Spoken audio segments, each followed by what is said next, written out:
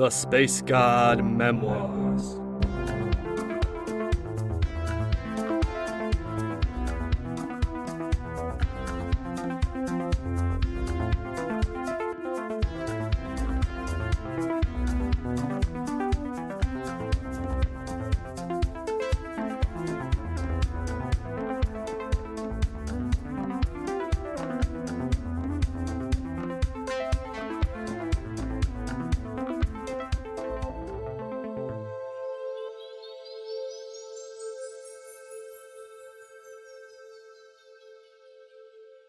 Season 3, Episode 5. I opened my eyes, sitting in a cross-legged position atop my pillow. The purplish light of Kucingkecil's simulated nighttime still shone behind the curtain blinds. The vision was clear in my mind, of me, another me, zooming through the galaxy in an advanced starship. He was journeying to Arubis, my homeworld. He had a mission there, a purpose that was never disclosed to this version of me. A mission that required him to fly to that Vare-controlled farm world, explode his own ship and die. But not die, of course, because us awake beings never truly died. Like Tabalnak said, we were just discorporated, our spirits separated from physical existence, until we were able to find a suitable body to be reborn in. The implications were clear. I had secretly journeyed to Arubis, intentionally had my body destroyed, so I could be reborn on that planet. So I could become me, Keph, a wanderer, a scrapper, an adventurer who happened to stumble into a Vare ascension event, undergo an epic quest, only to find himself joining the Naiar harmonium. An energetic shiver ran through my body at the thought. And who was that gigantic masked dude in his living planet? Korunval the Annihilator? The Shattered Master? Was that long-gone scragbag the one behind all this Dugga crap? And what did he have to do with me? Unfamiliar emotions surged through me, tears coming to my eyes. A sense of longing, of wanting and needing to know something that was just out of reach. Frustration. I balled my hands into fists. Already I could feel the Naiar programs probing my mind in the ethers, trying to monitor every stray thought, to regulate any negativity. I unclenched my fists and let out my breath, intentionally banishing the darkness into a meditative spiral. Moments later, I brought the stealth mind back up, feeling its numbness washing over me. Stepping off my meditation platform, I let the chamber's nanites clean my night sweat and my teeth. I grabbed my miniaturized jumpsuit and let it expand across the length of my body. In mere seconds, I was ready for another day. But no, I was not. I stepped out into the crispness of pre-morning dark and looked out over the faintly lit cityscape of Kucingkecil. I was absolutely not going to spend my early morning meditating or pretending to work. In the wake of the Archons not waking, my spy duties were on hiatus until further notice anyway. Official morning was still over an hour away, and I needed a moment. I threw down my hover disk and boarded it, coasting off to a destination of my own choosing. Kucingkecil's central spaceport, over 13,000 starships spread out across a silvery chamber the size of a small city. The air was filled with the constant soft hum of pilots coming and going. The docks host a myriad geometric forms, from the simple cube transports to the 12-sided capital ships that gleamed in resplendent gold. Just being this close to the ships brought a grin to my lips. But I kept my head cool, my stealth mind casually spinning along in my psyche, as I strolled into the port and down a central conveyor belt between the various docking areas. Scrag all the missions and the disciplines. I was gonna go for a joyride. The scent of newly minted plastics and fabricated metal filled the air. The scent of clean starships. The scent of freedom. A trio of tetrahedron drones took off from a nearby docking bay, their centers glowing with blue light as they hovered and then lifted away, zipping in a formation towards the open dome above. There, the skies waited, held back only by force fields, stars glimmering in the ethers beyond. I let the conveyor belt pull me to the far northern end of the spaceport, where I got off at the last dock in port. There I walked down the polished metal floor, past lines of 6-sided transports and 8-sided fighter craft. I settled on a cone-shaped vessel in a solid, fiery red. I had flown enough of the bulky cubes and the speedy octas to know how they handled. The conics were maneuverable, fast, and decent in a fight. I had only flown sims of them before, but a ship was a ship. You fly anything with a mind-link interface, and you could fly them all. Only difference was how it handled. Nope, I didn't have clearance. Didn't have clearance to fly one of these craft. Didn't have clearance to leave. That didn't matter to me. The very same sneaky powers that let me go unnoticed among the crowds also had the convenient benefit of working on psionic computers. I had hacked Naiar ships before. It was easy, like instinct, even before I really knew what I was doing. And since then I'd honed my skills some. I turned to Little Red, holding my thoughts low. All notions of Keph and his initiate status buried deep in my subconscious. As I reached out to the ship's mind, I wasn't Keph. Wasn't an initiate confined to working in the planetoid. I was somebody with clearance. Or so I told the mental machine that reached out to me. Someone who belonged. I pushed that thought subtly through. The ship's mind didn't need to go and look up my clearance status. It didn't need to alert the central system. It could just let me in. Easy peasy kino beano. My psyche slid into its, fitting like a snug glove. A circular door appeared on the side of the craft. I stepped into a comfy interior of white faux leather and dropped into the pilot's chair. Taking a deep breath in and out, I fully linked to the ship's mind, feeling the subtle hum of its patterns, savoring the connection that it brought. I willed it to lift off, the cabin light shifting from white to yellow to blue. Then I was coasting upward, passing through the invisible force field without incident, and emerging into the space beyond. Ahead glittered the thin, silvery ring of satellites that orbited Kucingkecil. The larger of them were part of the Atraflow operations, picking up energies from various systems and sending them through the satellite. Others were security drones, operating on a mix of motion sensors and psionics. Like much of Naiar technology, it was mind-operated and mind-sensing. This was where I had to concentrate if I wanted to get out of here cleanly. I slowed my breath, letting the stealth mind wash fully over me, surrounded in its aura of grayness, neutrality, unimportance. I didn't exist. The ship didn't exist. My stolen starship coasted by the sensors, silently, without triggering a one. Then, zipping past the last of the orbiting satellites, I was out of their range, out of Kucingkecil's reach. Letting my stealth mind slip just a little, I laughed to myself. That had been too easy. I stopped my laughter early, considering the implications. If I could come and go so easily, could others?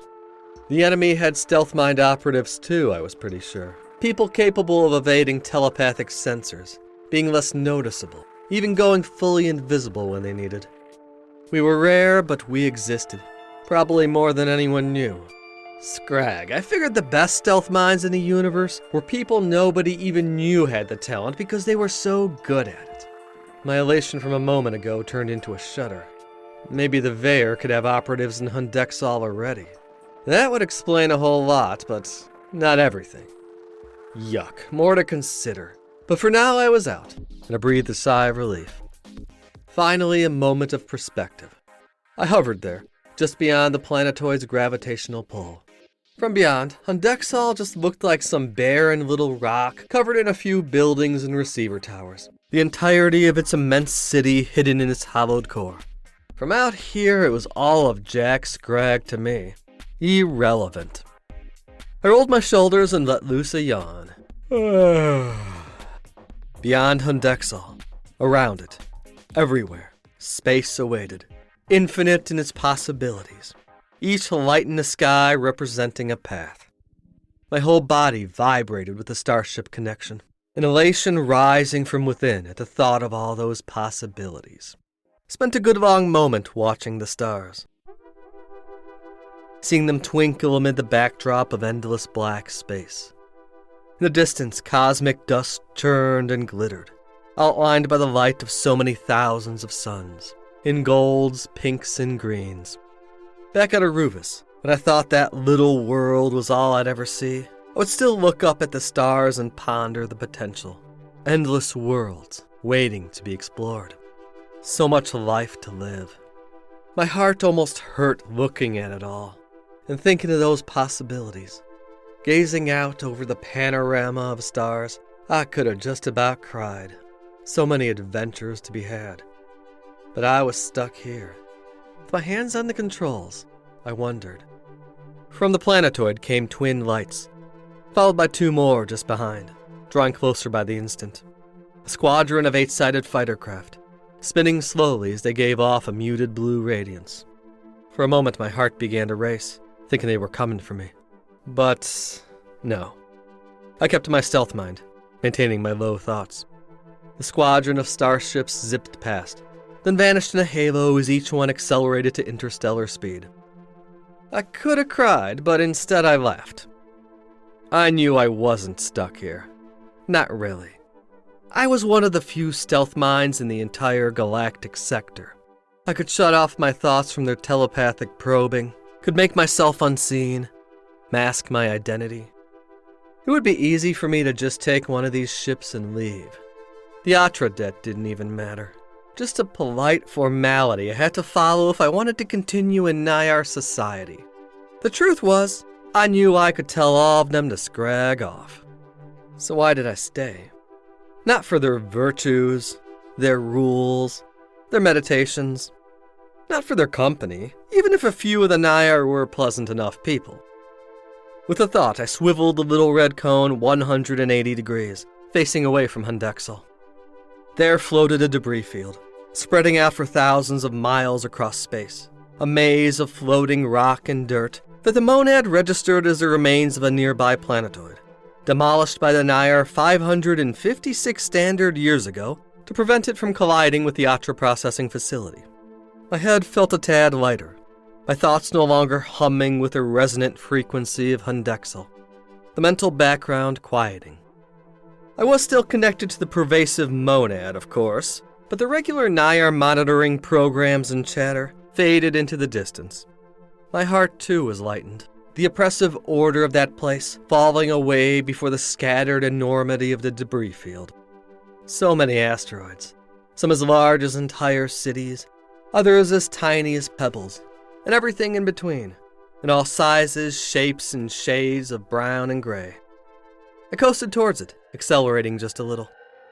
I zipped and I spun, twirling the starship like a top as it responded to every thought and impulse I gave it, moving as if it were an extension of my own body. I weaved between the asteroids, keeping my turns tight, nearly colliding with them several times. But little Red handled too well for that, responding with each movement of my eyes, with every thought. I raised my speed, racing through the remains of the dead world. This time I wasn't being pursued by anyone, not chased by enemies or evading captors.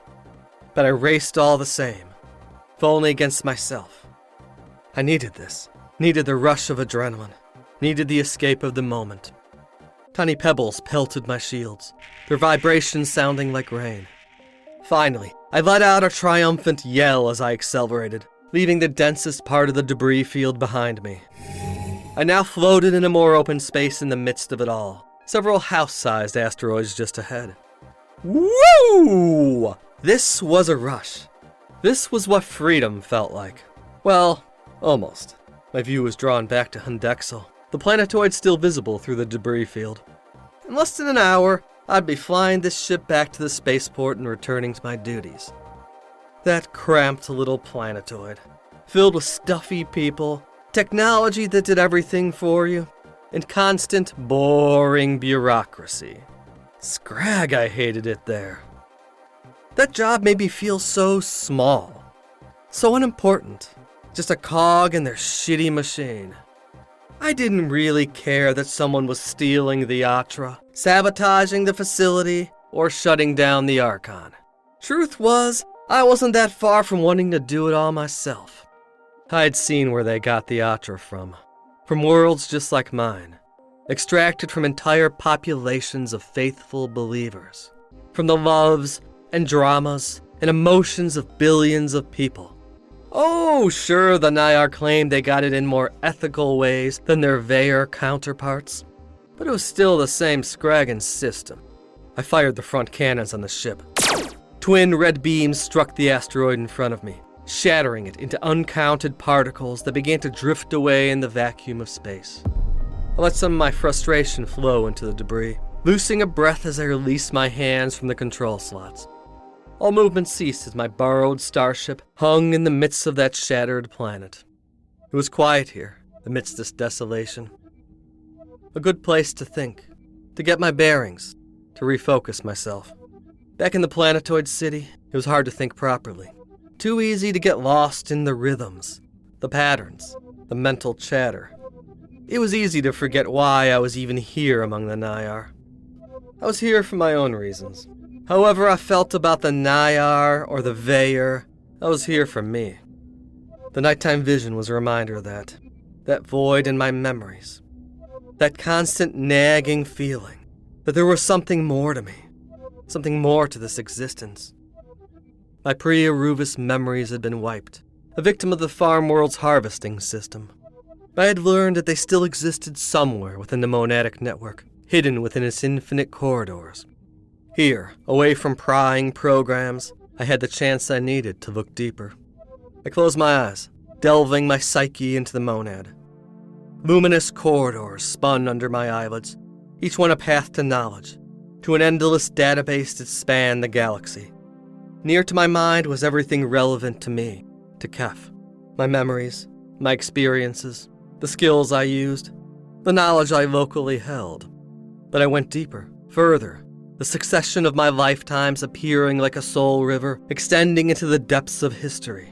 Back through my lifetime as Keph on Aruvus, his struggles and eventual ascension. Back through the lifetimes of Yella, Garvel Thren, Janessa Vree, and that oldest of recalled lives. That single vision of the solo pilot, that sly old fellow, descending to the world to meet his death. No, his discorporation. We never truly died, just changed forms, our spirits jumping into the most suitable bodies to be reborn. I knew that, and so had he. He had come to Aruvus for a reason. It was no accident. A chill ran through me at the thought. Everything up until now had all been planned. The hand of my unseen past self had led me here, to the Naiar Harmonium, to this Atra processing station. The tendrils of the monad probed at my mind, the nanites in my body tingling. I was sensing my thoughts, getting ready to record everything I was doing. Nope. I took a deep breath out and pushed the remainder of the thought train into my stealth mind patterns. I remained anonymous. This delve was personal, not something the Naiar needed to know about. I pushed ahead, the soul stream appearing like a corridor of crystalline light, shining with a red opalescence. The way ahead was blocked, the neon halls impeded by a great barrier of spinning golden symbols. Prior memories unavailable. Removed by farm world mind wipe, it stated. But there was more beyond the wall. Flashes of lifetimes in millions of forms, and a million worlds, of an existence vast and regal, of mastery, of dominion. I reached ahead with an etheric hand, feeling a part of my essence beginning to slip between the cracks in the barrier. Light shone from beyond. I reached through and touched that light. It surged over my awareness. For a blip in eternity, everything else was absent. The sense of him, the old self, the pilot, power radiating from his presence. Ancient, wise, but tricky too. Something about him was slippery, hard to grasp. But for a moment I felt that connection. Who are you? Was my thought. Forms flashed before me. A limber, dark-beaked avian clad in bladed armor. A regal man with flesh shining in platinum. A fluid of light whose tendrils flowed honey-like across a starscape. More beings appeared, and then vanished in the distance. It was me. It was all me, in different shapes and forms. Their numbers staggering. I am you. You are us. Everything shook. Pure presence pressed heavy on my inner self. It was hard to even think. Show me everything, I insisted. I want to know you. Know me. Not yet. Time is short. Continue with the Naiar, with the drama playing itself out among the cosmic conduit. There you will find your path. You will find yourself. I wanted to press further, to ask more, to immerse myself fully, to know. Deeper into it, I could sense a looming wave of self-knowledge, both wonderful and terrible, waiting to surge against my consciousness. But it was held back by a psychic breaker wall, the monad.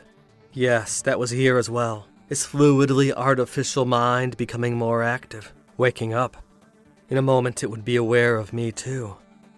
A final surge of thought came at me from my other self. Things are deeper than they appear.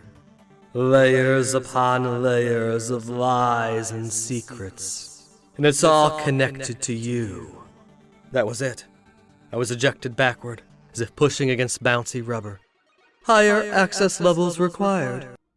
I tried pushing subtly through, going deeper into my stealth mind and just coasting by. But the monad wasn't like hacking a simple starship. There was zero give. All connection to that ancient, sly self vanished.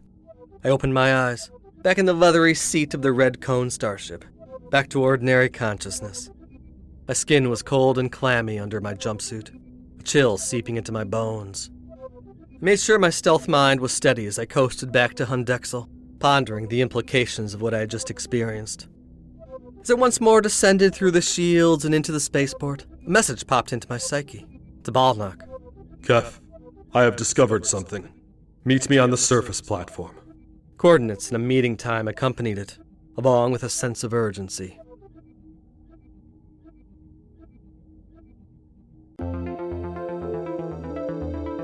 Thank you for listening to this episode of The Space God Memoirs. Space God is written, performed, and produced by A.M. Arctos. Original musical score by Alpha Colors. Various sound effects created by Industrial Strength Records Incorporated. Please support this podcast by following, rating, and sharing on your favorite social media site. For further info on Space God, its creator, and various other opinions, musings, and thoughts, go to www.spacegodmemoirs.com or follow me on Instagram, Twitter, or Facebook. If you enjoyed the Space God Memoirs, please consider supporting us by becoming a patron. Check out the Patreon link in our description to learn more.